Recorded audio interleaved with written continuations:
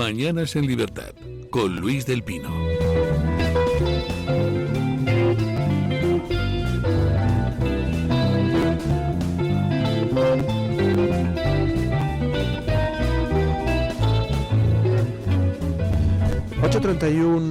Minutos de la mañana, 7:31 en las Islas Canarias. Según la Organización Mundial de la Salud, más del 60% de los adultos presenta déficit de micronutrientes que afectan directamente a su energía, concentración y defensas. En España esta realidad se refleja en cansancio y estrés. Frente a este problema, la ciencia aporta una solución: Mederimax de Mederi Nutrición, un complemento alimenticio avanzado con más de 25 vitaminas y minerales esenciales. Su fórmula incluye bisglicinato de magnesio, fundamental para el rendimiento muscular y nervioso, vitamina D3, clave para la inmunidad y la salud ósea, además de coenzima Q10, colina, inositol y L-leucina, ingredientes esenciales para mantener la salud. Con aportes de vitaminas como B1, B2, B12 y la vitamina E, Mederimax, además de sostener a tu energía, apoya la claridad mental que tanto nos exige nuestro ritmo de vida acelerado.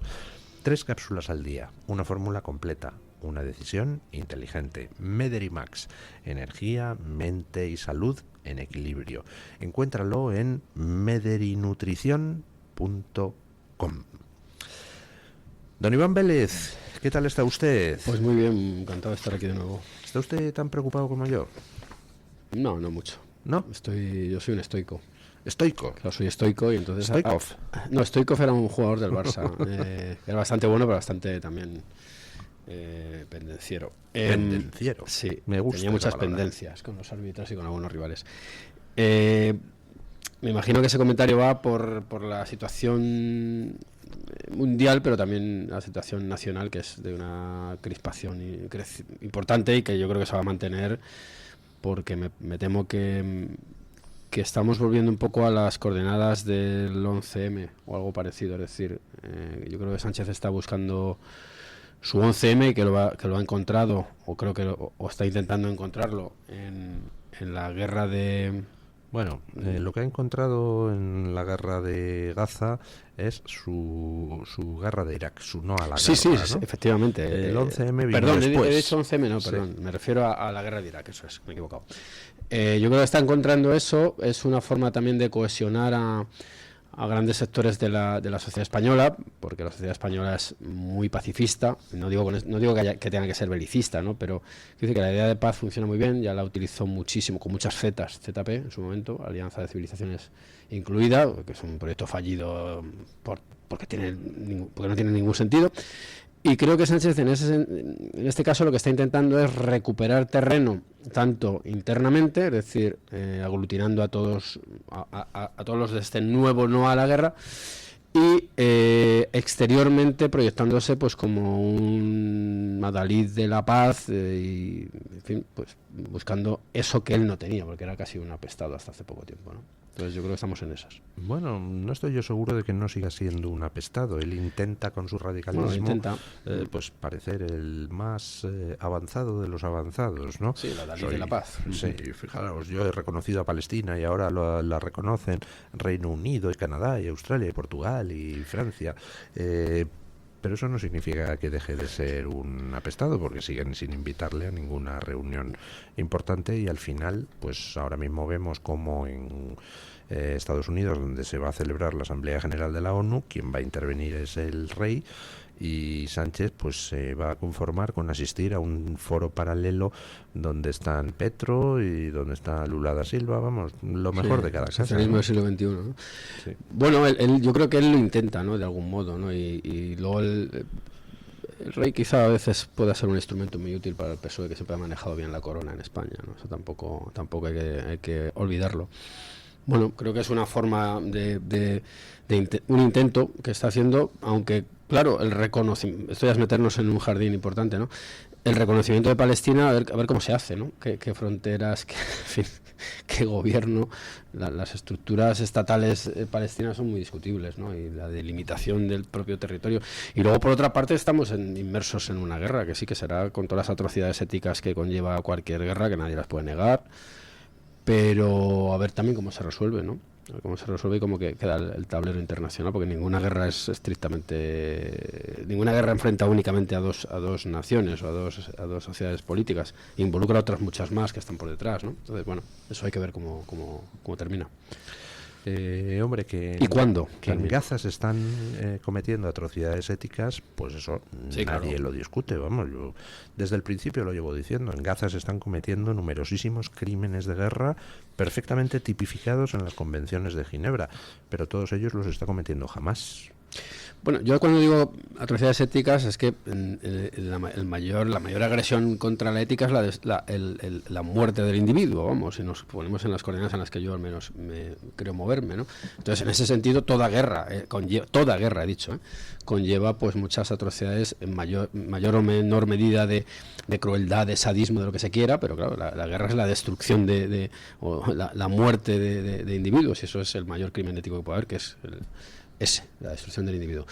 Dicho lo cual, yo todavía sigo sin entender, bueno, sí lo entiendo, ¿no? Nadie reclama que se liberen a los rehenes, nadie reclama que jamás dé un paso a un lado y renuncie a sus objetivos máximos, que son los que se resumen desde el río hasta el mar. Es decir, que en ese sentido yo no veo voces que busquen la paz por ese lado, que podría ser una de las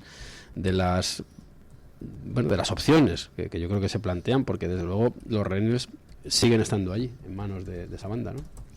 De hecho, hay una estafa inherente a lo que es el reconocimiento del Estado palestino, que es que dicen, no, lo reconocemos porque queremos una solución de dos estados. Claro. Y dices, leche, ¿me puede usted citar alguna declaración de líderes palestinos donde digan que aceptan dos estados? Porque yo lo que escucho es que quieren echar a todos los judíos al mar. Por eso lo digo, que la solución que nadie discute la solución solución entre comillas, ¿no? Que propone Hamás, o que propone vamos a ponernos con todas las exquisiteces, la causa más agresiva y belicista palestina. Claro, todo el mundo se queda con las imágenes que conmueven a todo el mundo, como es lógico, de niños famélicos, de madres que pierden a sus hijos, evidentemente. Yo ayer en la Gaceta, perdón por la autocita, saqué a colación un fragmento de una carta de relación de Hernán Cortés, cuando decía, no había corazón que no se quebrantase viendo esas. Era muy parecido a la descripción que hacía de la salida de esa ciudad mexica a lo que está pasando en Palestina. Pues claro que eso es conmovedor, pero eso entra en un plano distinto al de la política, y en el de la política no se atiende o no se plantea en ningún momento, pues eso, en primer lugar, la liberación de esas personas que estaban en una fiesta, creo recordar. Don Mario Noya, ¿qué tal está usted? Además de muy abrigado. Perdón, he llegado tarde. Pero no lo diga, hombre, si no lo habíamos dicho nosotros, no lo diga usted. No pasa nada porque nos están viendo de todas maneras, así que... Bueno, pero no todos, ¿no? Muy bien. Nos están viendo. ¿Qué estáis contando? Estábamos hablando del tema de la preocupación por el futuro en Estados Unidos.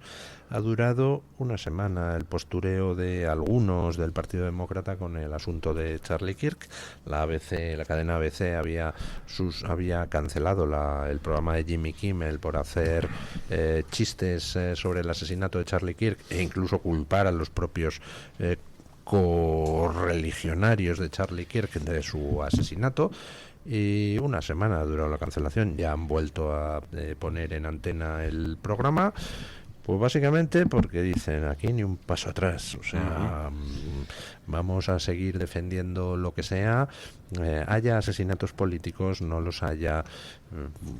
Bueno, yo sinceramente veo un futuro un poco negro, Pues mire, para que usted diga eso con lo optimista, optimista que es, nada, pues lo que tenemos enfrente es el mal y tenemos que ser conscientes de ello. Y si ellos no tiran para atrás, nosotros menos. Lo de Jimmy Kimmel es obsceno, es poco decir, ¿no? Y es repugnante, es indecente, todo lo que queráis. Las campañas no te quiero ni contar, o sea. son los mismos que aplauden que se silencia a los demás, los que lloran cuando prueban su propia medicina. Pero además con el añadido de que Jimmy Kimmel estaba vomitando odio y fake news a cuenta de un magnicidio, y a llamarlo, o sea, en términos, el magnicidio no es solo, no alude solo al asesinato del presidente de un país o algo, sino es un magnicidio, tiene que ver cuando le quitas de medio a alguien con un fuerte poder político y tal. Bueno, pues Charlie Kirk, y lo que se pretendía con el asesinato de Charlie Kirk se puede llamar así, y la convulsión que ha provocado. La diferencia además entre cómo lo está asumiendo la izquierda y cómo está asumiendo la derecha deja meridianamente claro que los buenos no son ellos. Es que encima todas las fechorías que perpetran las hacen en nombre del bien. No, son el mal. Y bueno, y no sé si habéis visto la especie de funeral que se hizo, y la esposa de Charlie Kirk dijo, bueno, citó, se remitió a la Biblia y al célebre perdona a los que no saben lo que hacen, y luego dijo, yo le perdono. Ahí creo que cometí un error. No, ahí creo que cometí un error, entre otras cosas porque no te han pedido perdón. No concedas el perdón cuando no te lo han pedido. Es de primero esto. No concedas el perdón. Que te están asesinando. Que te están asesinando. Bueno, le recuerdo que Jesucristo en la cruz dijo, perdónale, Señor, porque no saben lo que hacen. No le habían pedido perdón, pero él los perdonó. Claro, pero es que no es lo mismo. De nuevo, y hay que seguir. Es muy interesante porque el fenómeno de la crucifixión es interesante por el destino de los otros dos crucificados. ¿Y qué hace uno de los crucificados y qué hace el otro, no? Pero, ya digo, Jesucristo no se puede comparar a Charlie Kirk. Y aquí estamos hablando de unos tipos que se están haciendo camisetas del momento en que le pegan un tiro en el cuello. Mi compañero, uno de mis compañeros de voz, salió a la calle, un chaval universitario salió a su propia universidad, creo recordar, a preguntar a los jóvenes que se encontraban qué le parecía el asesinato de Charlie Kirk. Yo creo que el 90% decían que se lo había buscado. Vale, pues si queréis, id anteponiendo el perdón a los tipos que te están matando. No te han matado hace un año, no te mataron hace 3, y no te van a pedir perdón por obtener beneficios penitenciarios, que te están diciendo que están haciendo listas de gente asesinable. El perdón vendrá después, porque no están en posición de pedir perdón, están reforzando Bueno, pero Mario, refrena tus impulsos. No refreno. Vamos a ver, pero el emperador dijo que él no perdonaba. Es decir, que son dos opciones. Ojo, no, es que hay una otra cosa distinta. No, yo creo que lo mejor es hacer lo que hizo Juan Pablo II. Juan Pablo II a Elías K lo perdonó y se comió la cárcel a Elías K. Se comió la cárcel y pidió perdón porque a Elías K le pidió perdón. Bueno, pero, no es lo mismo. Pero son cosas diferentes, Mario. Claro. O sea, tú puedes perdonar, pero la acción de la justicia no tiene por qué paralizarse con eso, ¿no? Yo no digo te perdono a un tipo que acaba de asesinar y que no está mostrando el menor signo de arrepentimiento. A mí el que me da un tremendo... Que yo tampoco, ¿eh? A mí lo que me da... Cierto, si esto es para escribir además un libro, porque... La historia sobrecogedora. Habéis visto cómo es la propia familia del asesino el que lo entrega. Sí. Y el previo paso por un pastor. Sí, oye, si me dicen ahora mismo que ese señor se ha arrepentido y que pide perdón, bienvenido sea el perdón de la señora Kirk. Antes no. Y el perdón no implica la prescripción de la deuda que tienes que saldar con la estamos diciendo. Yo mismo a quien me ha amenazado de muerte lo tengo denunciado, como es lógico y normal. Claro. Pero que son dos planos distintos. Yo creo que el perdón se hace desde un plano moral, impregnado de mucha fe religiosa, por supuesto, pero luego está la acción de la justicia, que son cosas diferentes, claro. Yo, a mí, feligresía, a mi audiencia, a mis compañeros de batalla, que están demostrando una ejemplaridad encomiable en la reacción, casi ni siquiera tampoco necesito pedir contención. Es que están más... no nos contengamos tanto que nos matan. No, pero si estamos de acuerdo, Mario, ya te he dicho. Que nos matan. Que yo no he quitado las denuncias, Claro. quiero decir que yo estamos aquí analizando lo que está pasando. Entonces son dos cosas diferentes. Lo que ha hecho la esposa viene motivado por unas creencias muy concretas, bueno, muy vinculadas a lo que todos sabemos, y luego la acción de la justicia y la acción de gobierno que tiene que encabezar el Donald Trump y toda la pirámide que hay a sus pies, pues tiene que ir a garantizar pues que no haya asesinatos de este tipo. Si es que esto es tremendo, ¿no?, lo que está pasando en Estados Unidos. Y estoy de acuerdo contigo en que pues hay una corriente de opinión que considera que está en el bien absoluto, porque claro, ellos el fanático es que cree realmente estar en el, como diría el presidente de gobierno, en el lado correcto de la historia, ¿no?, en el lado correcto de la moral y de todo, y actúan así, porque claro, la justicia no puede tragarse eso. Yo claro. lo siento, pero pongo en duda esa explicación. Indudablemente dentro del bando progre hay muchos fanáticos que actúan desde el convencimiento de la propia superioridad moral, pero creo que son una minoría. Creo que la mayoría de los que hay en ese bando no son auténticos fanáticos. Fanático es el que pierde dinero defendiendo sus ideas. El que vive de defender sus ideas no es fanático, es un asalariado Sí, no, por del mal. supuesto, los intereses espurios nadie los va a negar, pero quiero decir que quien mueve los engranajes ideológicos, vamos, tiene, a no ser que ya sea el figura mayor del reino, tiene que creerse sus postulados ideológicos. No, al revés. Los que mueven los engranajes son precisamente los que viven de mover los engranajes. Entonces, eso no es fanatismo. No, A ver. los fanáticos son los que imperan.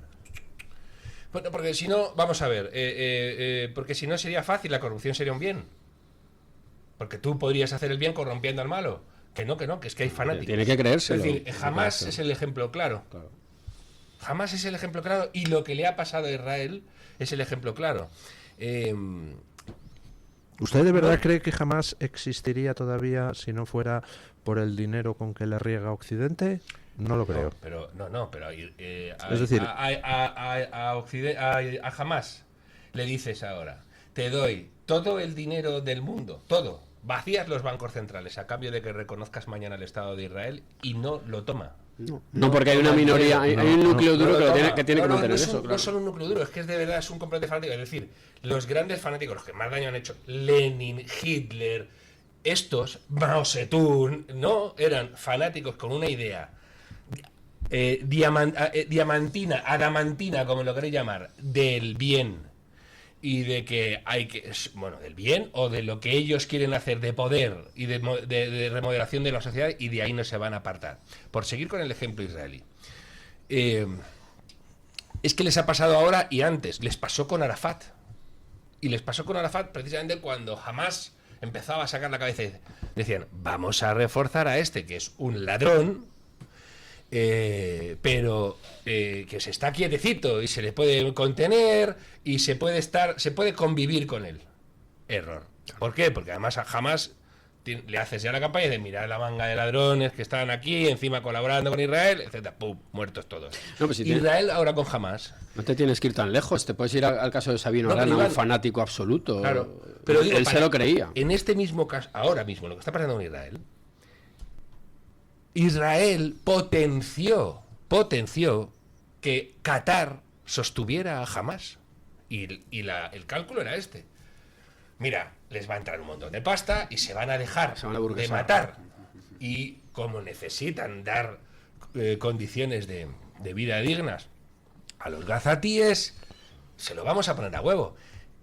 Semanas antes del 7 de octubre, Israel extendió más permisos aún de trabajo a gazatíes para que entraran a trabajar a Israel.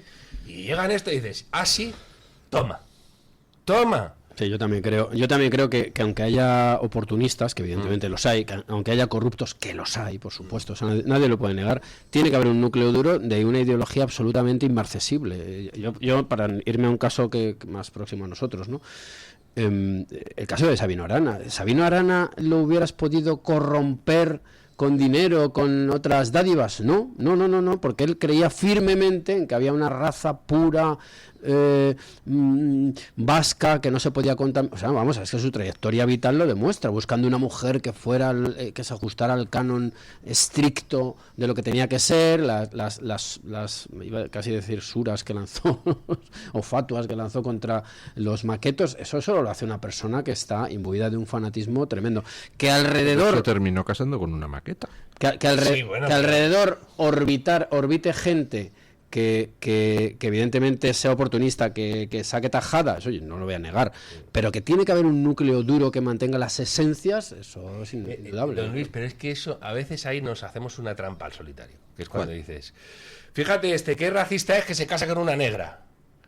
Es que ellos se abstraen siempre de la norma. A mí las normas no me aplican. Yo me caso, imagínate, un nazi se casa con una negra y dice, uy, qué bien, estoy perfecto, me voy a quitar. Y voy a convencer a los míos de que esto no es malo. No, dicen, yo puedo y vosotros no. Y esto les rige siempre. Le paso a Lenin, le paso a todo el mundo. El caso escalofriante de fanatismo de Hitler es en el final de la guerra, cuando ya está perdida por completo la guerra. Hitler ordena la aniquilación de Alemania. De Alemania estoy diciendo. Hitler ordena la aniquilación de Alemania porque no ha estado a la altura de sus ideales, del ideal germano. Hitler hace esto. Y la Shoah, el Holocausto, es un ejemplo demoníaco de fanatismo, porque no tenía el menor sentido. Este tío estaba luchando en una guerra mundial y desvía trenes, hace remodelaciones logísticas para exterminar gente que ni siquiera está combatiendo.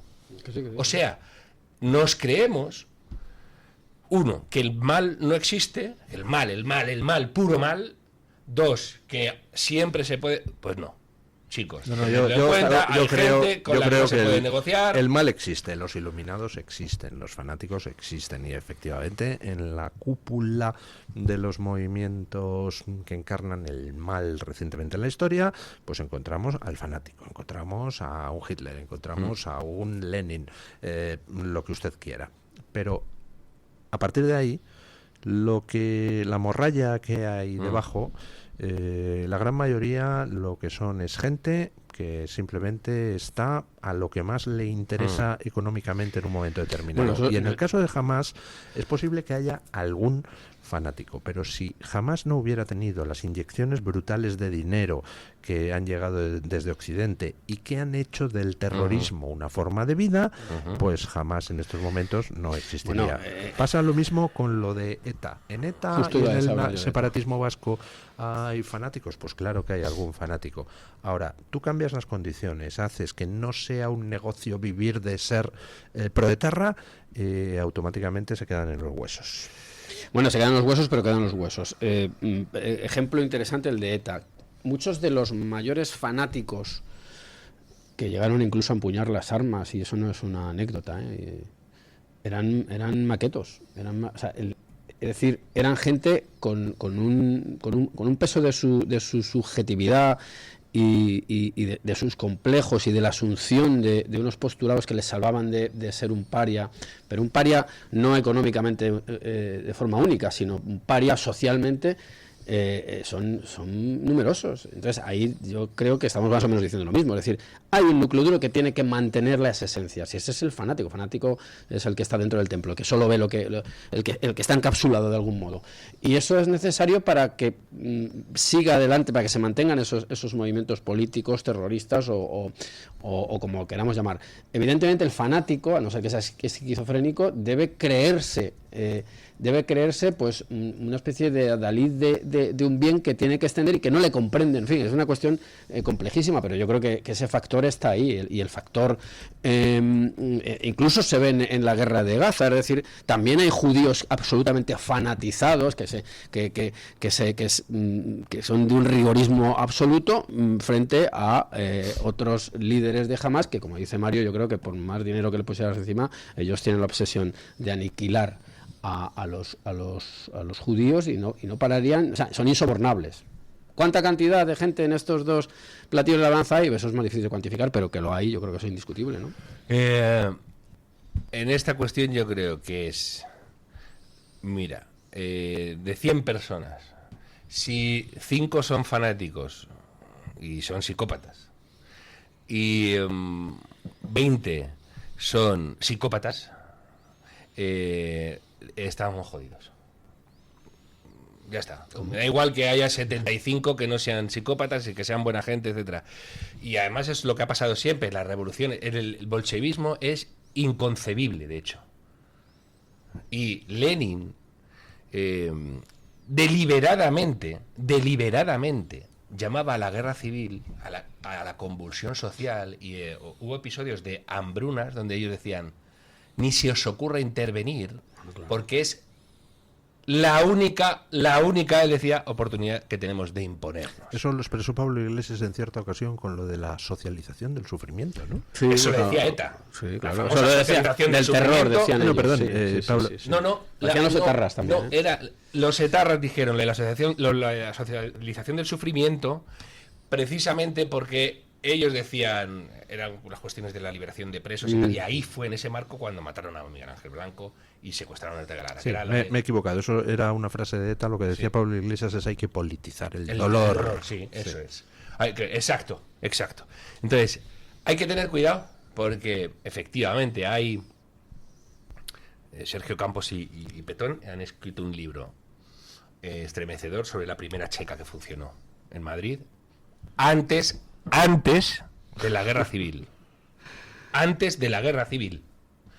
Y tú ves que efectivamente los que estaban a cargo de esas checas había tipos que eran ideólogos y luego alimañas, psicópatas que les ha dado el poder de reventar a quien sea y de ser el rey. Ejemplos hay muchos, Mario, porque yo he estado leyendo ahora por causas ajenas a la actualidad más inmediata el libro de un tiempo y un país, me parece que de Pío Moa, y evidentemente esa gente que militaba en el Grapo y en el Partido Comunista Renovado y tal, que vivían con estrecheces, cuenta hasta el episodio de un padre que le roba de la hucha al niño dinero para poder seguir financiando. Claro, eso no puede entenderse sin un nivel de fanatización absoluto, que el propio Pío Moa en el libro ya le generaba muchas dudas, o eso dice, aunque ya sabemos que el recuerdo siempre es una reelaboración, ¿no?, hecha en el presente, ¿no? Y él, de algún modo, se sorprendía a veces de la ingenuidad del fanático en gran medida, ¿no?, que creyendo que haciendo un sacrificio cambia toda la sociedad, pero es que sin ese núcleo es difícil que la cosa se extienda, porque la comodidad, por utilizar las coordenadas de aquella época, el aburguesamiento, es siempre un mal para estas ideas tan puras, ¿no?, aparentemente tan puras, ¿no? Ahora que mencionó usted a Pío Moa, que nos estamos poniendo muy trascendentes. No hacemos nada. Pausa publicitaria y le digo una escena de la novela de Pío Moa de Sonaron gritos y golpes a la puerta que me conmovió especialmente y que tiene relación con lo que estamos hablando. Pausa publicitaria y seguimos. El Toro TV también es Radio Libertad. La doctora Iradier, especialista del Instituto de Microcirugía Ocular, IMO, Grupo Miranza en Madrid, utiliza el tratamiento más eficaz para la enfermedad del ojo seco, con la nueva tecnología de luz pulsada óptima IPL. Con centenares de pacientes tratados y excelentes resultados, la doctora Iradier es referente en España de esta innovación oftalmológica. Doctora Iradier en IMO, Grupo Miranza. Teléfono 910-783-783. Calle Valle de Pinares Llanos 3, Mirasierra, Madrid. El restaurante El Torreón está de moda. Vende copas a sus 7 terrazas al aire libre en la cima del Monte de El Pardo. O disfruta platos como la auténtica carne picaña brasileña. Y los mejores pescados y carnes como el lomo de buey auténtico. Cocina abierta de 11 de la mañana a 1 de la noche. Disfruta de su famosa paella con langosta y sus 7 amplísimos salones climatizados. Grandes vinos y licores. Fantástico parking. Reservas en restauranteeltorreón.com. El plan más refrescante del verano. Comienza tus mañanas en libertad. Radio Libertad. Entre los primeros psiquiatras de España está el doctor Francisco de Linares Vivar.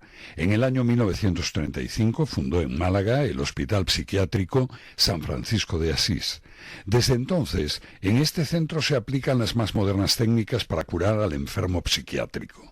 Llame al Hospital Psiquiátrico San Francisco de Asís al teléfono 952 20 14 64 o entre en la página web www.hospitalsanfrancisco.com. ¿Se siente solo en la gestión de su negocio? En Sabido Asesores ofrecemos asesoría fiscal, contable y jurídica especializada en pymes, autónomos y oficinas de farmacia. No solo tramitamos, le ayudamos a tomar decisiones y optimizar impuestos.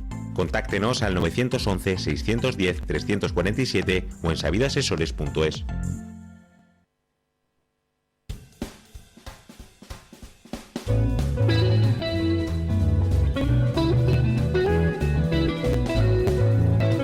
Mañanas en Libertad, con Luis del Pino. 9 y 1 minuto, 8 y 1 minuto. ¿Cómo ha dicho usted? No y un minuto. 9 y 1 minuto, 8 y 1 minuto en las Islas Canarias. La lluvia en Sevilla es una maravilla. Bueno, decía que a mí hay una escena en particular de la novela de Pío Moa de Sonaron gritos y golpes a la puerta que me impactó mucho, porque es una escena donde estamos en el Madrid de la posguerra y se encuentra uno de los protagonistas en ese Madrid donde ya dominan los nacionales, donde domina Franco, se encuentra a un chaval repartiendo panfletos comunistas por la calle, ¿no? O sea, un chaval que evidentemente se jugaba la vida repartiendo esos... ejemplo del fanático. Sí. ¿No? Y dices, cuando leía esa escena y tal como la describía Pío Moa, pues me maravillaba el hecho de que, vamos a ver, si uno tiene unas ideas religiosas muy profundas, pues puede ser alguien que las defienda a muerte, que arriesgue su vida, porque cree que existe una vida posterior. Claro. Pero en el caso de un fanático comunista que no cree que exista nada más que esta vida, arriesgas tu vida para exactamente qué. Es curioso, porque no la arriesgas por tu bienestar futuro tras la muerte, sino lo arriesgas por una idea que tú no vas a disfrutar cuando mueras. A ver, yo creo, es que hay que ponerse en las coordenadas del fanático, en este caso el fanático comunista, que sería el que tú dices, ¿no? Pues el fanático comunista cree realmente que va a llegar al fin de la historia, que lo cree que está en la prehistoria, que va a llegar el socialismo de verdadero. Es que ya, pero que tú luches por eso, sí. Pero que arriesgues tu vida. Y entonces, ¿de qué te sirve? Bueno, ¿de qué te sirve que llegue el fin de la historia y tú vas a estar muerto? Bueno, no, hombre, porque el que arriesga, pero no quiere perderla. Claro, esa es la cláusula, ¿no? No lo sé. O por dar ser una especie de comadrona de la historia. Un fanático de Hamas, pues por lo menos piensa las uríes que va a haber 70 uríes en el paraíso. No sé, piensa que va a tener una recompensa futura después de la muerte y por tanto está dispuesto a arriesgar su vida. Pero el que no cree en la vida después de la muerte, ¿no es un poco absurdo el sacrificar tu vida por algo que realmente pero yo, vamos a ver, aquí no se trata vamos, al menos en mi caso, yo no trato de justificar, trato de entender por qué pasan las cosas. La única forma de entender que un señor queme su vida por dar paso a una fase de la historia diferente es decir, yo lo he propiciado. No. Y motivaciones hay muchas, porque mira, hay un libro muy interesante también, ya que está Mario el librero aquí delante, de Alejandro Nolasco, que entrevistó a los últimos 50 divisionarios vivos españoles, de División Azul, ¿no? Salió hace unos años el libro. Por cierto, hicimos una pequeña entrada en Denaes diciendo que existía tal libro y que hablaba de eso, y ya nos acusaron de fomentar un libro nazi, las tonterías habituales. Tú lees los testimonios de la gente que iba al frente soviético, que era un sitio del cual volver no era fácil. Algunos volvieron, ¿no? Dionisio Rodrigo, por ejemplo. Y muchos de ellos las motivaciones son pues propios también de un fanático religioso. ¿Por qué? Porque han atentado contra la Virgen de mi pueblo. Y todos dicen, ¿y por eso te vas a ir a Rusia? Bueno, pues sí. ¿Por qué? Porque los valores que mueven a las personas pues son muy diversos. Y en algunos casos, desde unas perspectivas como las que más o menos parece ser que manejamos aquí en esta mesa, nos puede parecer absurdo, pero desde la subjetividad del protagonista de la acción, pues es lo suyo. Muchos decían, porque mataron a un familiar mío, entonces tengo que vengar esa muerte. En fin, que hay muchas cuestiones que no se entienden desde un plano objetivo y sobre todo cómodo. No nos engañemos también que esto es una especie de toreo de salón en muchos casos, pero desde el punto de vista del actuar protagonista, por venganza puede considerarse fanatismo? No, yo estoy hablando de las causas subjetivas que llevan... Es que me estaba usted recordando una escena que cuenta pues uno de los oficiales ingleses que vivieron la guerra de la independencia y que hablando con un guerrillero, el guerrillero le contaba que él era de un pueblo de Zaragoza, que los franceses habían violado y matado a su mujer, habían matado a sus hijos y que ya no le quedaba nada, ni tierras, ni familia, y que por tanto ya el único sentido de su vida era conseguir matar a cuantos más franceses mejor. No, yo no estoy diciendo que eso sea pero no es lo mismo, pero estoy hablando de que las motivaciones muchas veces pues pueden parecernos inadmisibles. Claro, que lo haya excitado la venganza es una cosa, pero evidentemente la consecuencia es el fanatismo, porque tú estás diciendo que ya no te guía absolutamente nada más. Esa es la definición de un fanático. No, yo entiendo fanático el que mata en nombre de una idea, ¿no? No. Es fan de algo, seguidor de algo. Este señor simplemente quería vengar la muerte de sus seres queridos. Pero ya está, eso es no, pero yo el caso que pongo, vamos a ver, yo el caso que pongo es... o sea, lo que estoy diciendo con esto del libro de Alejandro Nolasco es que las motivaciones son muy diversas y desde una perspectiva más o menos sosegada, como pueda ser una tertulia radiofónica, nos puede parecer extravagante, increíble, pero bueno, las motivaciones son muchas y en el caso de las ideas políticas y religiosas yo creo que es donde se concentra más la idea de fanatismo o la idea más común de fanatismo. Pues las motivaciones son o bien acceder a ese mundo que tú quieres contribuir a construir, o quedarte como un contribuyente aunque no lo disfrutes. Es que si no, no hay otra forma de entenderlo. Vamos a ver, no, y por otro lado hay un momento, tú vas a...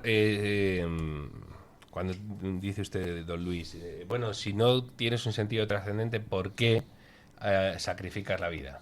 Y aquí hay que a veces meterse en la mentalidad de un ateo de ese corte, porque ese tipo te dice, bueno, es que la vida no vale nada y yo le voy a dar un valor con algo, ¿vale?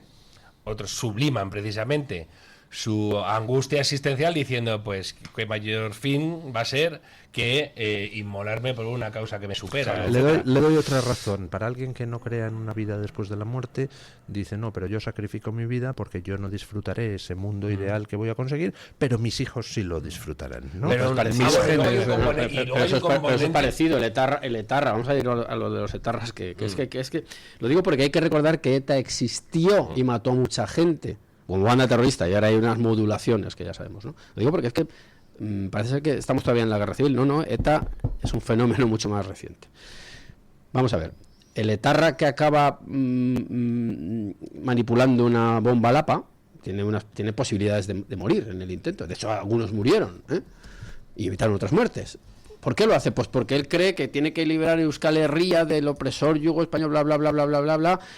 Es más, yo me he leído en algunos casos los boletines estos que tenía los Zutik, me parece que se llamaba, o Zutik, me parece. Bueno, o Zutabe, no lo sé, me da igual. Creo que era Zutik al principio, o por lo menos creo recordar esa cabecera, pero no, su puñetera madre. Su puñetera madre, sí. Las discusiones alambicadas entre los primeros ideólogos, que si el obrero español está unido al vasco en cuanto a clase social, pero hay burguesía opuesta, pero... Y al final, ¿en qué acaba la cosa?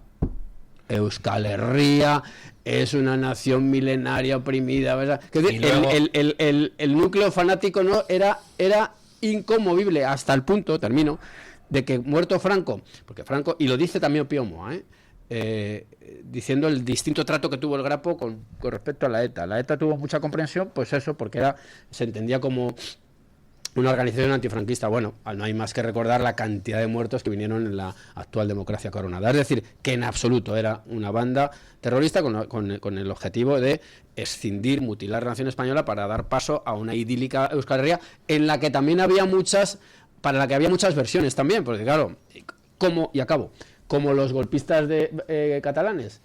En la República Catalana, yo qué sé, aquello era el paraíso terrenal, ya era casi, yo quiero esto otro, y te lo concedían porque era una idea límite, completamente imposible, la de esa república, que era, pues eso, el cielo en la tierra. Pero luego, y los fanáticos los hubo, y lo seguirá viendo. Hay que decir, por otro lado, que no se nos tiene que olvidar el componente animal y biológico. Los seres vivos están programados, muchos de ellos, para dar la vida, por los hijos. Es decir, que De hecho, a veces racionalizamos Claro, conductas que no son racionales. Pregúntale a un guerrillero tamil por qué se revienta. Ya te digo yo que como esperes una disquisición filosófica, bardao. No, se revientan. Y ese es un problema que tienes, por otro lado. Y Occidente tiene hay un problema añadido brutal, que es precisamente que nosotros hemos explorado hasta la extenuación el concepto de trascendencia, el hombre en busca de sentido, qué se puede hacer, qué no, vamos a darnos una buena vida, etcétera. Vale, pues ahora eres un israelí que has leído todo este tipo de cosas, estás en un puesto de control, te viene una mujer embarazada con un cinturón explosivo. ¿Qué haces? Claro.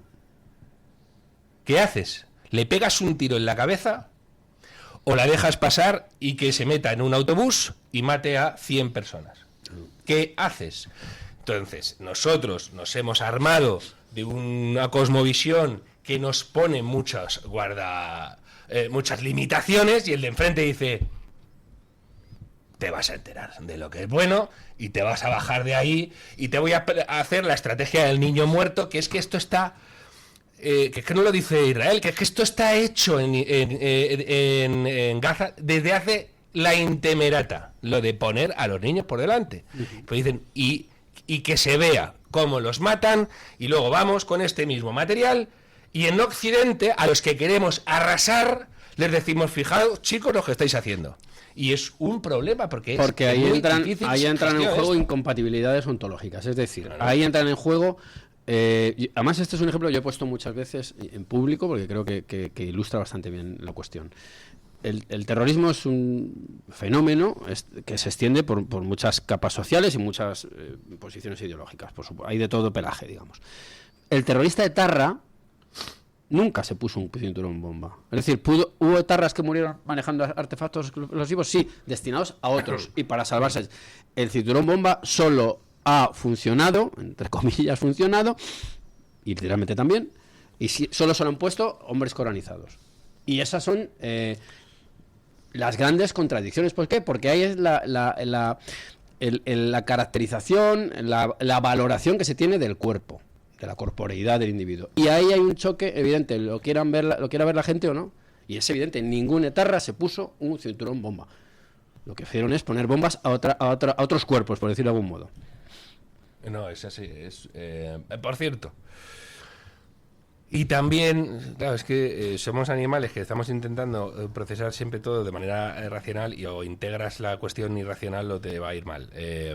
Uno de los libros más estremecedores que puedas leer sobre los efectos del totalitarismo en las cabezas es El cero y el infinito de Arthur Koestler. Hay el personaje, que es un comunista sometido injustamente a purga, que acaba asumiendo y sancionando que le pase por encima la máquina. No, me merecía que me purgaran porque no era suficientemente buen comunista. No, ni siquiera, no. Es peor aún el razonamiento que hace Koestler, que además, claro, como era un absoluto fuera de serie, te podía llevar los argumentos intelectuales al límite. Y él decía, vamos a ver, la razón, la verdad, la justicia, son límites que te pones. Si tú totalizas, tú dices, el partido es lo más importante. El partido tiene que estar por encima de la verdad, de la razón, de la justicia. Y tú, esos límites que te pones, los tiras abajo. Y el final del proceso es decir, que hagan lo que sea, que estará bien. Porque el bien ya no es un ente que queda al margen, no es un árbitro. Tú eres el árbitro, tú eres el eje de todo. Y eso es tremendo cuando alguien lo interioriza. Uno de los peores carniceros de la Unión Soviética, Yesov era tan salvaje, el periodo donde él imperó al frente de los aparatos represivos soviéticos se llamaba la Yesovshina, de las que dio el psicópata este. Bueno, esto cuando lo matan, dicen que su última frase es: moriré con tu nombre en los labios. Para Stalin puede ser la exacerbación del fanatismo o la madre que te parió, pero fijaos a los que se puede llegar. Y hablando de Pío Moa, que estamos hablando todo el rato de Pío Moa en sus memorias te confiesa que él se hace comunista leyendo un libro anticomunista, las memorias de Jean Valtin, porque de repente dice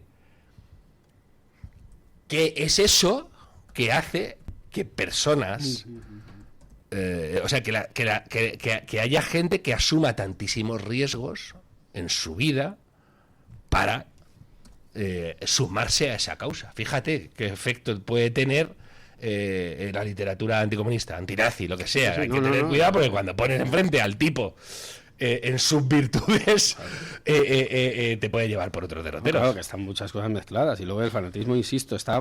bueno, una de las frases muy comunes, no hay cosa...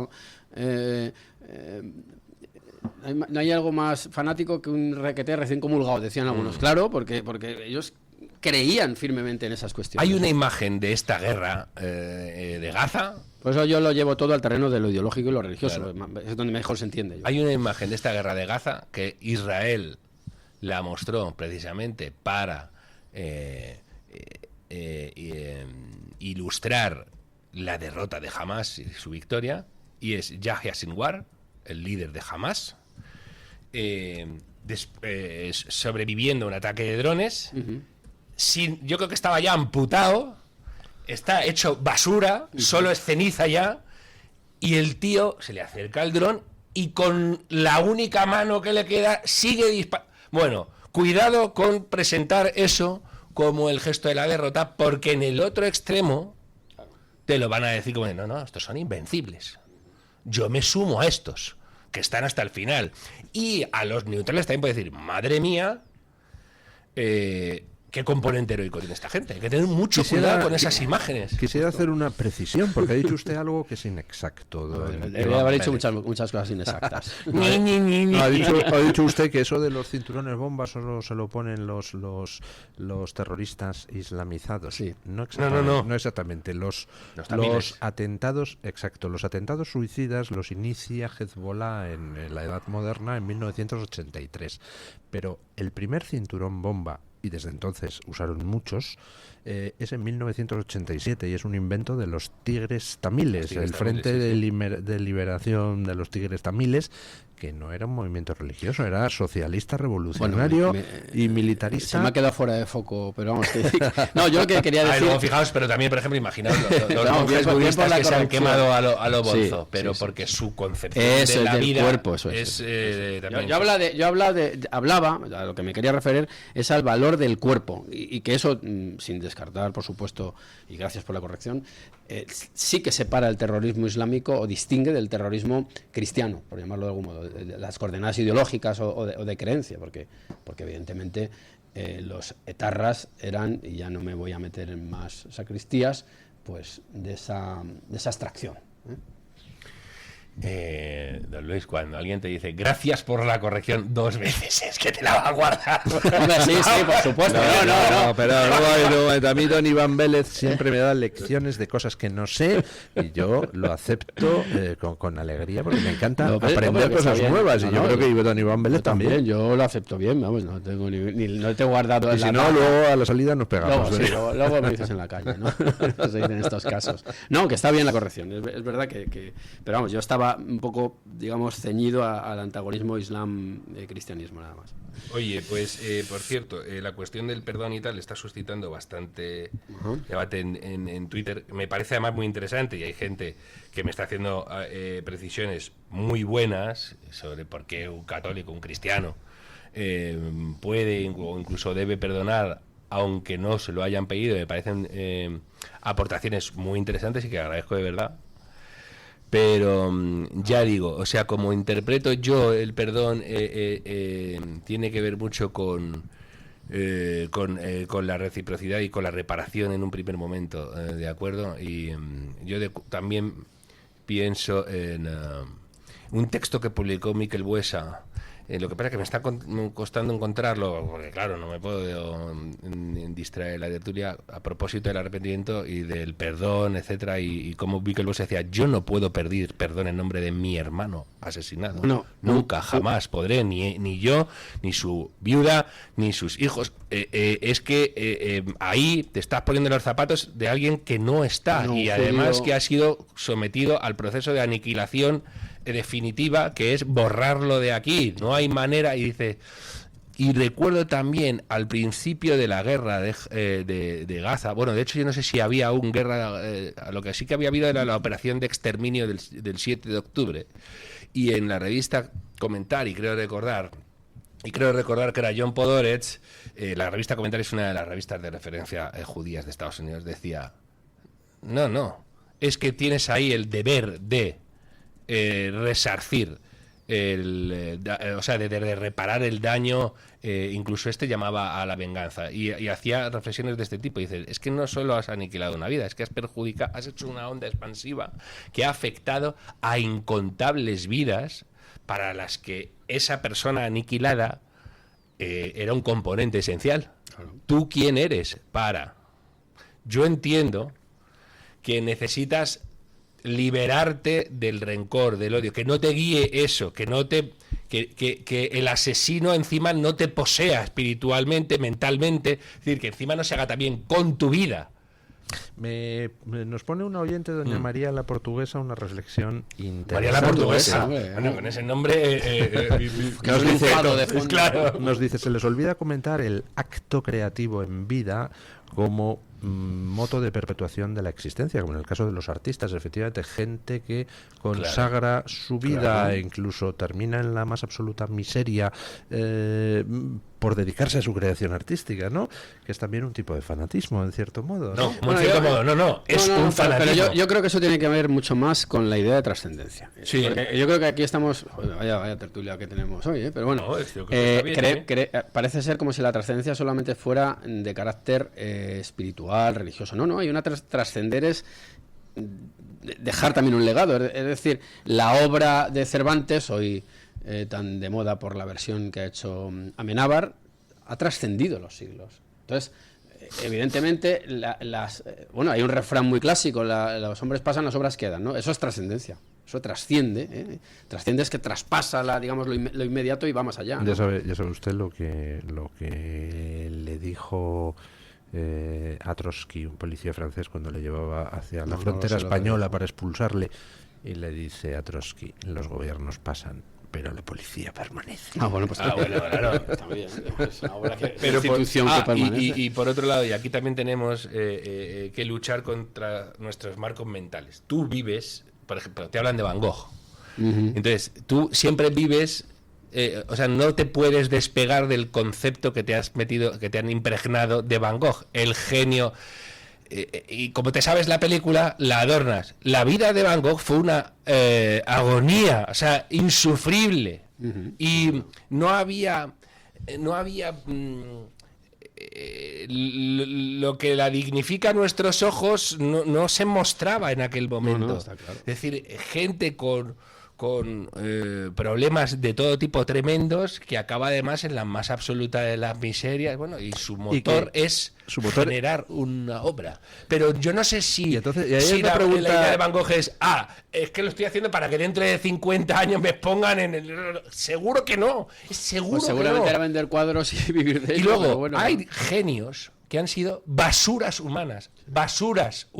¿Ejemplo Picasso? Que han hecho maltratos salvajes de su más inmediato entorno, Caravaggio, por ejemplo, etcétera. Muchísima gente. Y hay mucha gente que dice, luego los genios, cuidado con mitificar los genios. Sí. Esto también pasaba con Panero, con Leopoldo Panero. El que estaba peor. Leopoldo María Panero. Familia. Y de repente la gente como que mitificaba, fijaos cómo es un maldito... No, es un señor que se caga encima. O sea, cuidado con mitificar este tipo de cosas. Hizo un artículo, Eduardo Aro Ibarz, lo de caga encima es, no sé si es literal, pero este hombre estaba muy, muy, muy, muy mal de la cabeza. Y evidentemente... Panero, dices. Panero. Hombre, estuvo un montón de Por manicomios. eso, Yo eso tengo es. casi toda la obra de Panero, la he leído. Y poemas desde el manicomio de Mondragón. Y Soto Ibars le publicó un texto en Facebook que le dije, ¿me lo puedo llevar a Libertad Digital? Diciendo, Soto oye, Ibars. chicos, no mitifiquéis la miseria, la sordidez y demás, sobre todo si no la habéis sufrido. Claro. No la habéis sufrido, entonces no vayáis dando valor a algo que no lo tiene, porque además ponéis en peligro a un montón de gente que está en la Twilight Zone o que son adolescentes y que se creen que a lo mejor esa es una vía. El mundo de la droga ha hecho daño brutal porque hubo gente que se le dijo, fijaos qué bien es esto de estar tirado. No está bien, ni se está bien, ni sacas nada bien. Ni haces que estén bien la gente que está a tu Ni alrededor. demás, ni procuras la iluminación. Bueno, esto es un debate interesante, pero ya me dicen que está nuestro invitado del día. Hacemos pausa publicitaria y que se incorpore a la mesa de tertulia. El Toro TV también es Radio Libertad. Presentamos Navarretinto, probablemente la mejor explotación de cerdos ibéricos de España, situada en la dehesa extremeña. Durante la montanera, los cerdos se alimentan de bellota de encinares sostenibles. Nuestra denominación es de bellota 100% ibérico, mención exclusiva pata negra. Navarretinto tiene como norte la excelencia. Si le gustan los productos ibéricos, llámenos al 91 625 02 28, con total garantía de satisfacción. La doctora Margarita Esteban, especialista en medicina estética desde hace más de 25 años, llega a Madrid con el revolucionario tratamiento Endolit para el rejuvenecimiento facial y corporal. Elimina grasa y tensa tu piel con la tecnología láser Endolit, sin necesidad de quirófano, sin baja de recuperación, con resultados en una sola sesión. Visita a la doctora Margarita Esteban en la clínica Sandra Oliveira en Antonio de Maura 7, El Retiro, o agendando tu cita de evaluación en el 689 707-317. Luis del Pino, Alba Vila, Javier Horcajo y José Javier Esparza son Radio Libertad. Si sufres de artrosis de manos, los guantes de Relax Quantic Nanotech con su masaje, vibración y calor mejorarán tu calidad de vida. Eficacia demostrada en ensayo clínico. Recuerda, si tienes artrosis de manos, guantes Quantic Nanotech. Y para las personas que lo tienen localizado en la rodilla, la rodillera de Mejorando tu Vida, que utiliza ondas de radiofrecuencia. Os cambiará la vida, al igual que el cinturón para aliviar el dolor de la zona dorsal y lumbar, gracias a una combinación de láser dual, infrarrojos, calor local y masaje por vibración. Recuerda, llámanos al 900-730-122. Y si llamas ahora, solo para los oyentes de Radio Libertad, gratis un tensiómetro que habla. 900-730-122.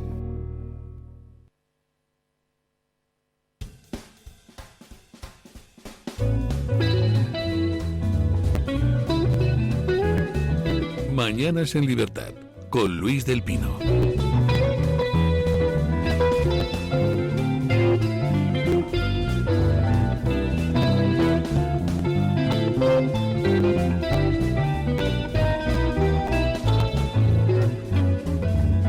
Bueno, 9:29 minutos, 8:29 en las Islas Canarias. Se incorpora a nuestra mesa de tertulia don Julio Calvo, portavoz de Vox en el Ayuntamiento de Zaragoza, ¿no?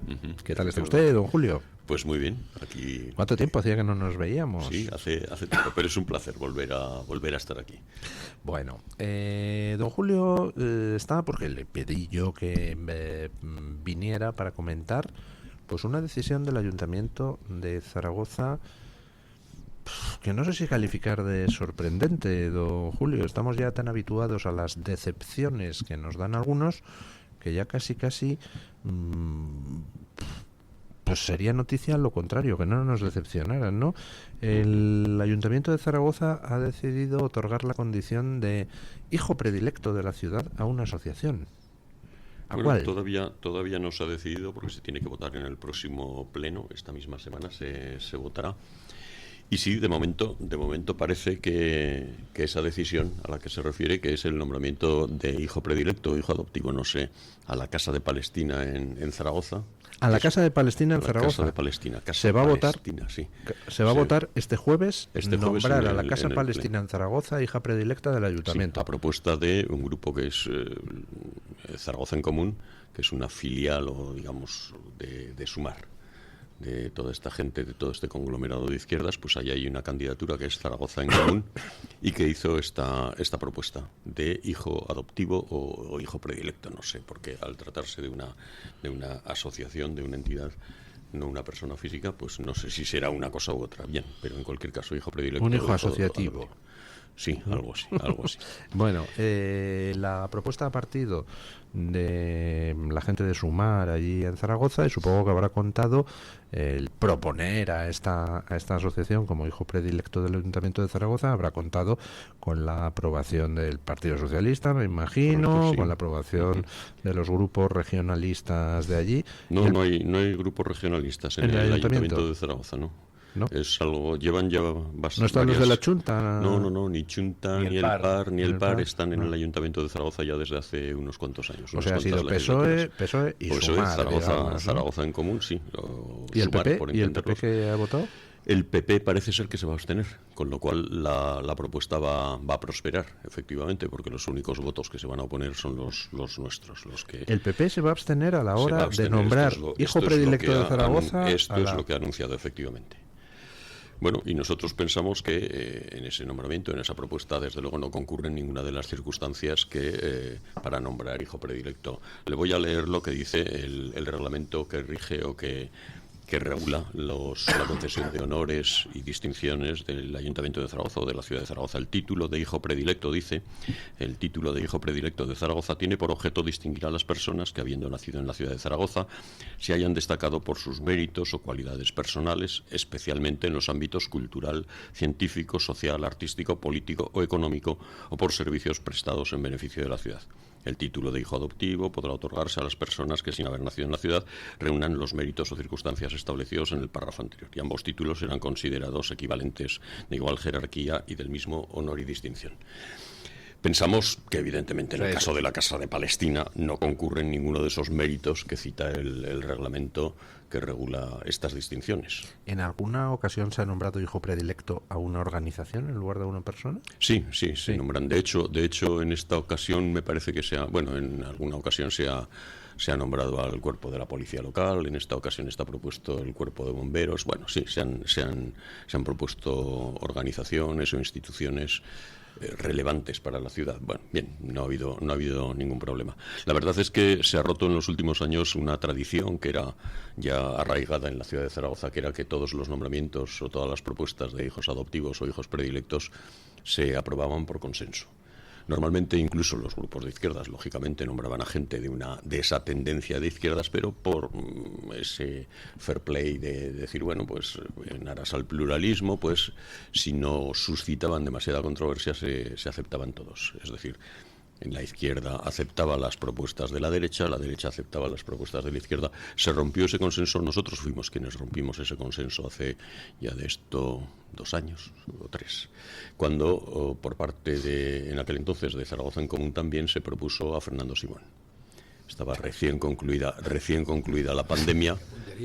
Y entendimos que eso era una provocación inaceptable, cuando sabemos que gracias, o por culpa de, mejor dicho, por culpa de los consejos erróneos de esta persona, de este señor, tuvo lugar en España un número de fallecidos muy superior al del resto de los países. Yo creo que este señor, desde luego, es zaragozano, por cierto, por eso se le nombró. ¿Algún defecto tenía que tener Zaragoza? Sí, oiga, efectivamente, alguna vez algún hijo le sale rana. Bueno, pues entendimos que, lógicamente, estando tan fresco, digamos, o tan reciente en la memoria colectiva todo lo que había pasado, la gran tragedia que supuso la epidemia del coronavirus en nuestro país, los consejos erróneos que dio continuamente este señor y que provocaron, bueno, decisiones erróneas. ¿Sabes lo que le digo? Yo creo que no daba ningún consejo. O sea, yo creo que aquí el gobierno decidía lo que le daba la gana y luego este hombre proporcionaba la cobertura. Correcto. Él avalaba las decisiones que previamente había tomado el gobierno. El hecho de aquella famosa manifestación del 8 de marzo que propagó la epidemia cuando ya estaba la ciudad de Haro, recuerdo, en La Rioja, ya estaba confinada, que yo creo que en los últimos, 80 años no se había confinado nunca ninguna ciudad española por ninguna epidemia ni por ninguna razón sanitaria. Teníamos la ciudad de Haro confinada y sin embargo se permitió aquella se manifestación. montó un escándalo precisamente porque ustedes dijeron que se negaban a que se nombrara sí. hijo y en aquel adoptivo. entonces sí nos secundó el Partido Popular, secundó aquella decisión. Reculó porque inicialmente iba a votar a favor. Sí, cierto, eso Sí. es, pero Pues,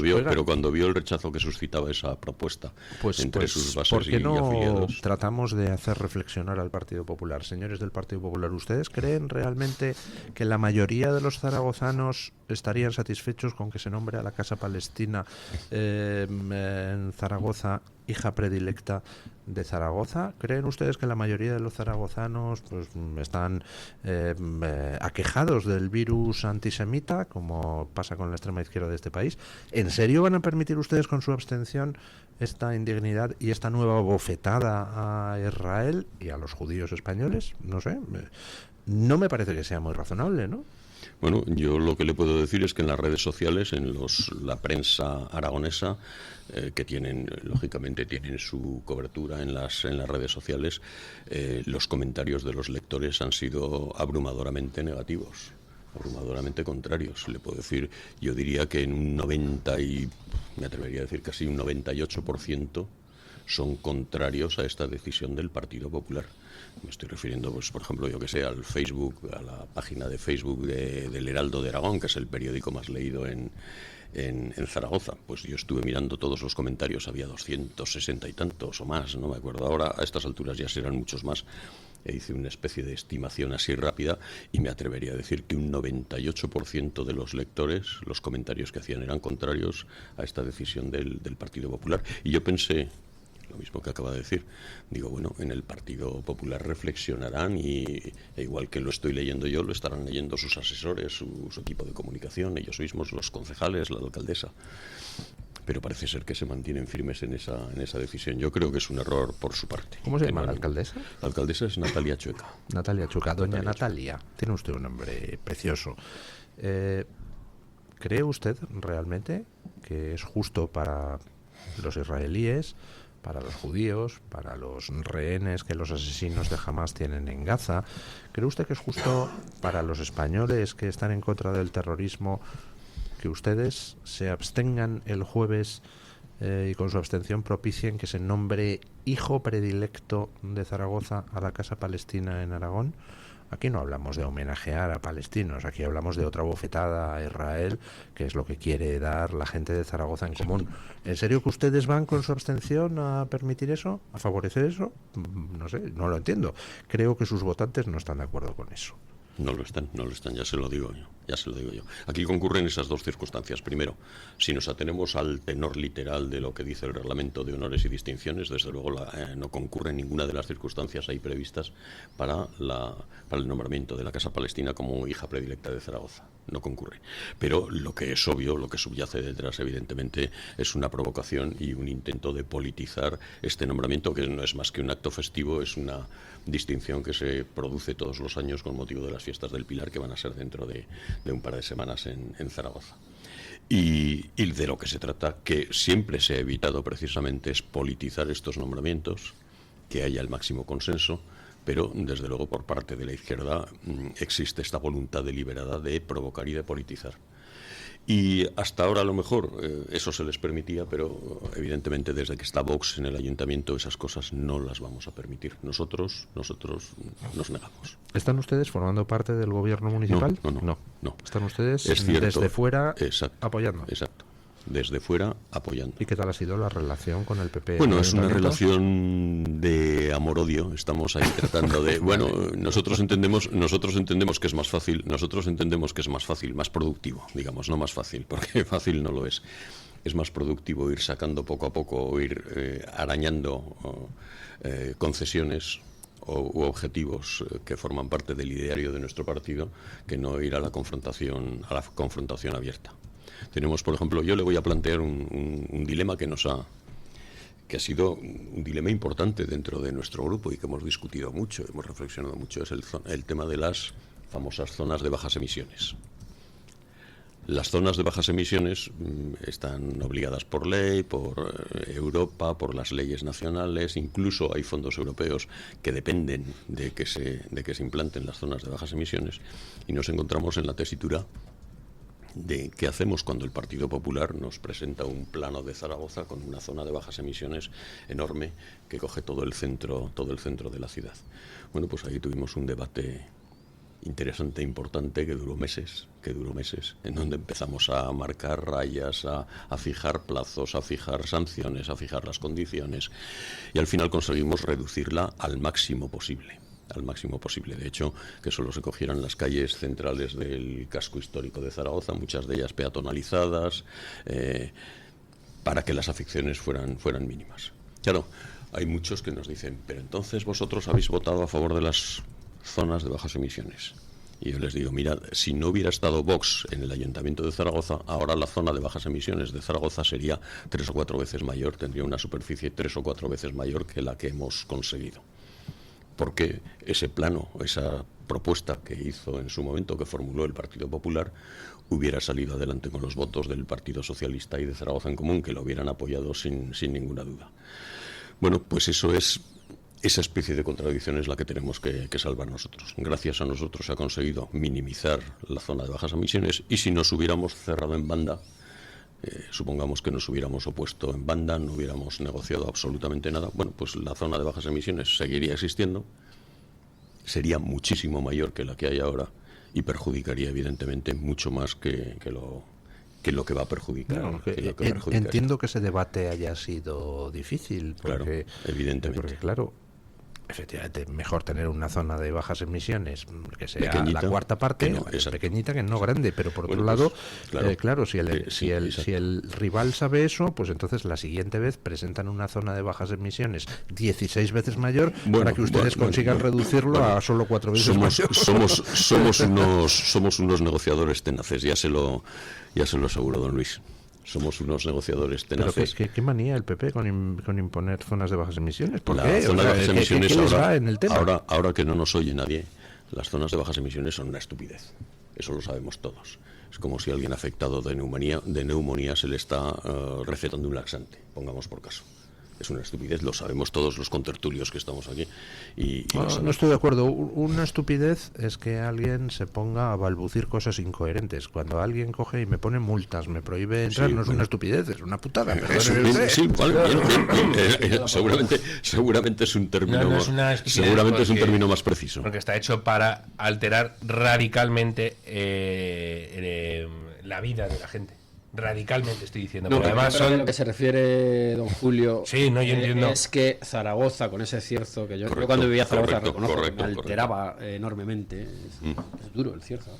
Sí, no nos acostumbramos nunca, ni los de Zaragoza siquiera. Yo voy a Zaragoza una vez al mes mínimo, ¿no? Pues es que yo creo que esa contaminación en su momento se llamaba smog, quiero decir que va cambiando. En Zaragoza no tenemos de eso. Se la lleva el cierzo en Zaragoza no la mantiene en una serie de calles. No, efectivamente. Estúpido. Se trata de poner obstáculos crecientes al coche privado. Claro, punto. No es al coche privado, que se trata de. En algunos casos elitista, en fin, en Zaragoza no tiene absolutamente ningún sentido. Y recuerdo un director general de la Unión Europea, de estos de medio ambiente, no sé exactamente cuál era su título, dijo: nosotros no vamos a imponer a las ciudades, porque las condiciones de las ciudades son todas distintas y no sé qué, y no vamos a imponer qué es lo que tienen que hacer para eliminar su contaminación. Bueno, yo me agarré a esa frase y de hecho la expuse muchas veces en el pleno del Ayuntamiento. Oiga, nos está dando libertad, la Unión Europea nos están dando libertad. Bueno, eso es nominal, porque realmente las leyes y las normas que se han aprobado son las que son, y nos obliga a se pueden poner zonas de bajas emisiones que sean a ver si es la primera vez que un político crea algo que no vale para nada. Pues crea una ficción. Crea una ficción. Pero vamos a ver. Claro, la Unión Europea nos ha impuesto normas. Prohibido que pasen los coches el 31 de febrero. Zona de bajas emisiones, yo qué sé. Eso, por ejemplo, se pueden limitar. De todas maneras, el célebre taponcito fijado a las botellas. Sí, pero menuda gracia le hace a la gente mayor el taponcito ese. Pero por dar un poco de racionalidad al asunto, en el caso, vamos a buscarla. Si hay unos medidores rigurosos de contaminación que te dicen que tal día hay mucho dióxido de carbono, bueno, ese día se puede hacer una restricción, pero dejarlo, porque los criterios son ciudades de más de 50.000 habitantes, sean las que sean, es un nivel de población. Tengan Cierzo o no. Tengan Cierzo o no. Sean como Cuenca, que ahí da el aire también bastante bien. Es donde se implantan en un perímetro X. Pero hay forma de sortearlo. No voy a dar ideas, pero creo que son muy fáciles. Claro. La peatonalización de esa zona. Claro, ya no hay coches. Y otra cosa que sí que sería con cierta racionalidad. Oiga, póngame una estación meteorológica que me demuestre que aquí te metes metales por la nariz y restringimos el tráfico. Pero es que no, se hace de una manera formalista. Es este perímetro en tal día y con multas y con restricciones. Eso es yo he puesto este ejemplo de la zona de bajas emisiones como un ejemplo de cómo son las negociaciones, claro, o cómo es, las negociaciones de nuestra relación con el Partido Popular. Estamos, evidentemente, con unas negociaciones siempre bastante arduas. Por ejemplo, cuando llegan las negociaciones de los presupuestos, pues nos sentamos a negociar los presupuestos y a lo mejor nos pegamos 2 meses o casi 3 meses discutiendo hasta el último céntimo para tratar. Y siempre conseguimos, y siempre afortunadamente estamos consiguiendo arañar concesiones, arañar rebajas en impuestos, temas como este de la zona de bajas emisiones, en fin. Y esa es nuestra relación con el Partido Popular. Yo le quería preguntar a don Julio, con su permiso de Luis, y por con supuesto, la venia de don Iván. Sea. En primer lugar, me gusta mucho su voz, te debo de decírselo porque... Tiene una preciosa voz de barítono, ¿no? Sí. Me gusta muchísimo. Yo gano en la radio y pierdo en televisión. Y luego, en segundo lugar... De la vestimenta no decimos nada, entonces, ¿no? No, nada, por Dios. Porque Zaragoza está ocupando titulares en la prensa nacional por un asunto que no es especialmente motivo de orgullo para los zaragozanos, que es la inseguridad vinculada a la inmigración y tal. Hay un barrio... Correcto, más, es que Zaragoza... yo estaba despistado, jamás, el de Delicias, Delicias y el casco histórico, sí, efectivamente. Pero que quiere decir, yo jamás se me había pasado por la cabeza identificar Zaragoza con la inseguridad. Y encima Zaragoza, que tiene una tradición de seguridad, hay fuerzas de seguridad. Bueno, que no sé lo que me va a preguntar. Pero me gustaría hacer esa, que usted me hiciera una reflexión sobre cuál es el estado de la cuestión en Zaragoza con esas 2 zonas problemáticas, si es ajustada a lo que vemos en los medios. Ahora le cuento, sí. Efectivamente, Zaragoza es una de las ciudades españolas, creo que es de entre las grandes ciudades españolas donde más ha crecido la delincuencia en el último año, según las estadísticas oficiales, las del Ministerio del Interior. Es donde más había crecido la delincuencia, pero aún así reconozco que estamos muy por debajo de otras ciudades. Nos comparamos, por ejemplo, con Sevilla, que es una población que tiene una población prácticamente idéntica. Siempre estamos pugnando si somos la 4ª o la 5ª ciudad. En algunas actualizaciones del INE, Sevilla nos pasa un poquito, al año siguiente nosotros les pasamos a ellos. Bueno, estamos empatados, digamos, en población. Y sin embargo, Sevilla tiene unas tasas de delincuencia que son, en algunos delitos, el doble que las de Zaragoza. O sea, que somos relativamente una ciudad todavía segura. Aunque, vuelvo a repetir, la delincuencia ha subido al doble en un año. ¿En un año? No, sí, al doble, o en algunos delitos al doble, sí, mucho, ha crecido muchísimo en el último año. Es, ya digo, la ciudad donde más ha crecido. Y un ejemplo precisamente de esos debates presupuestarios que tenemos y de esas concesiones que vamos arrancando al gobierno de la ciudad, al gobierno municipal, es que la semana pasada se inauguró precisamente una nueva comisaría, que fue una exigencia de Vox para aprobar los presupuestos en el casco histórico, precisamente en la confluencia de 2 de las calles más conflictivas. Es una comisaría pequeñita, pero pensamos que la presencia continua de la policía local ahí en el medio del casco histórico va a tener un efecto disuasorio, esperemos que lo tenga.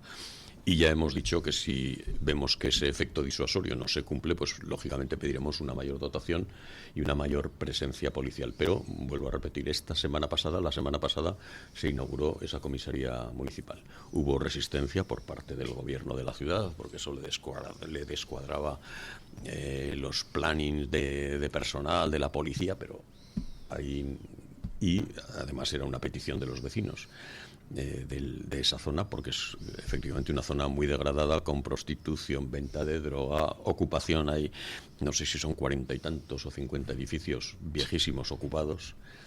Son edificios muy viejos que de vez en cuando pasan la inspección técnica de edificios. Aún se pueden ocupar, es el mensaje. No, y al revés, hay que desalojarlos de urgencia porque pueden caer en cualquier momento. Sí.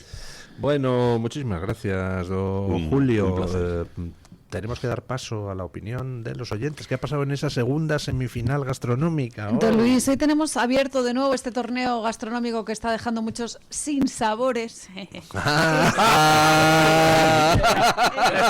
Pero Luis, me la está echando a perder. La verdad, ya se nos pega todo, menos la hermosura. Bueno, continuamos con este torneo gastronómico y con ¿qué región española tiene la mejor gastronomía? Ya les digo que es un torneo con el que estoy claramente en contra y se unen a mi equipo un tuitero que es muy habitual, Crispal, que además es un expatriado que ama mucho la cocina española y dice que este torneo es sumamente difícil y probablemente injusto. Muy bien, Crispal, en mi equipo. Dice que en España se come de maravilla en todas partes y que conste su protesta.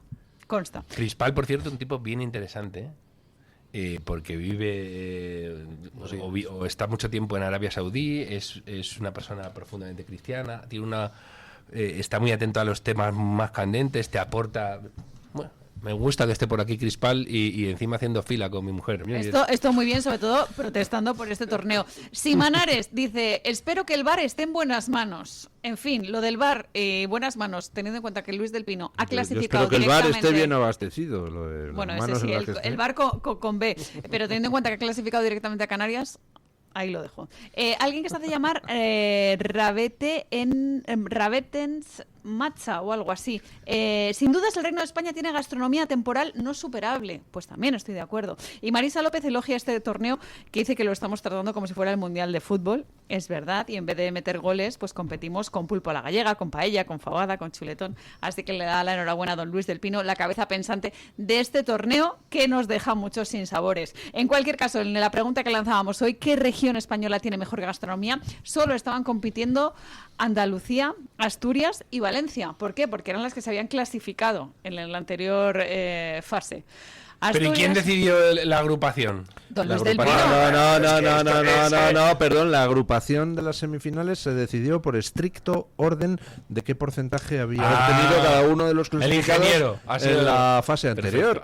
O sea, no ha sido Luis del Pinato esto, ¿no? Bueno, en esta ocasión. En fin. Yo no soy del Barça, oiga. En este caso, don Luis, rigiéndonos por Twitter, entre Asturias, Andalucía y Valencia, va ganando Asturias con un 46% de los votos, le sigue Andalucía con un 36% de los votos y terminamos con Valencia con un 18%. Así están las cosas a esta hora de la mañana. Bueno, a Eric le va a dar un colapso. Recuerden que hasta mañana a las 7 aproximadamente se puede seguir votando. Que aún se puede, yo acabo de votar a ver si... ¡Remontada! No. Bueno, ahí están posiciones bastante claras por ahora, Bueno, muchísimas gracias, doña Carmen placer, Carbonell. Gracias, don Mario Noya. Gracias, usted, don Iván Vélez. No le he preguntado a usted, don Julio, que hubiera votado en esta semifinal para no enemistarle con ningún compañero de partido de otras provincias. Pues evidentemente yo hubiera votado a favor de Aragón, pero bueno, la verdad es que las tres regiones tienen unos platos muy sabrosos, es difícil de cantarse. Bueno, ha quedado usted muy bien, muy político. ¿Cómo lo hacemos? ¿Entre una paella, una fabada o un gazpacho, un salmorejo? Es difícil. Claro que es sí. Muy difícil. Reivindiquemos el ternasco, el cordero al cilindro. Exacto. He cambiado de opinión en la última media hora. Lo hace el presidente del gobierno. Sí. Bueno, muchísimas gracias. Gracias, doña Carmen, por traernos la opinión de los oyentes. Y ponemos punto final a la tertulia con don Paco Linares, que hoy nos quiere hablar del genocidio continuo de auténticas personas de paz. Buenos días, don Paco. ¿Cómo resuenan los muertos en esa guerra de Gaza e Israel? Don Luis del Pino, gracias. En España y en el mundo no solo hay ciudadanos de primera y ciudadanos de segunda, también hay asesinatos, muertos de primera y asesinatos, muertos de segunda. ¿Cómo pueden las personas vinculadas a la ETA y a la Cale Borroca, rasgarse las vestiduras por la guerra de Israel y Gaza? Cómplices de Arnaldo Otegi asesinaron a más de 23 niños, entre más de 800 asesinados por los terroristas de ETA. ¡Hipocresía! ¿Y dónde están las manifestaciones por los cristianos que fueron asesinados en todo el mundo? Que han sido millones en el siglo XX, pero estamos ya en otro milenio, en pleno siglo XXI. Por un lado tenemos masacrados por su fe 1.624 casos, 643 en el África subsahariana, 357 en Asia y Oceanía, 304 en América, 277 en Oriente Medio, 43 en Europa. En 2019 se cuentan los mártires por decenas. Solo en Sri Lanka asesinaron a 200 el domingo de Pascua de este año, aunque por razones de seguridad no se difunden listas completas. Podemos destacar a los 7 religiosos anglicanos de la Hermandad Melanesia, masacrados en las Islas Salomón, o el sacerdote caldeo Rahim Gami, asesinado el 3 de junio en Moscú, o el niño Abish Masih, un niño de 10 años, asesinado en una iglesia por extremistas islámicos en 2015, en Pakistán. En febrero de 2015 mataron a 21 coptos en Libia. Estas noticias no se dan. Recomiendo busquen Asesinatos de cristianos en el siglo XXI por César Leo Marcus. Mientras el mundo observa los grandes conflictos geopolíticos del siglo XXI, una tragedia invisible cobra miles de vidas cada año. Es la persecución continua, el acoso y el asesinato sistemático de cristianos en manos de extremistas musulmanes en varias regiones de Medio Oriente. Recuerden, por un asesinato en Sarajevo empezó la Primera Guerra Mundial. Acuérdense también que por el asesinato de Calvo Sotelo comenzó la Guerra Civil Española, porque la base de un crimen es infinita y los resultados imprevisibles. No estoy a favor de ninguna guerra, pero no me atrevo a hacer calificaciones tan a la ligera como hace nuestro presidente Sánchez, hablando de genocidio. Mañana más y mejor. Punto final.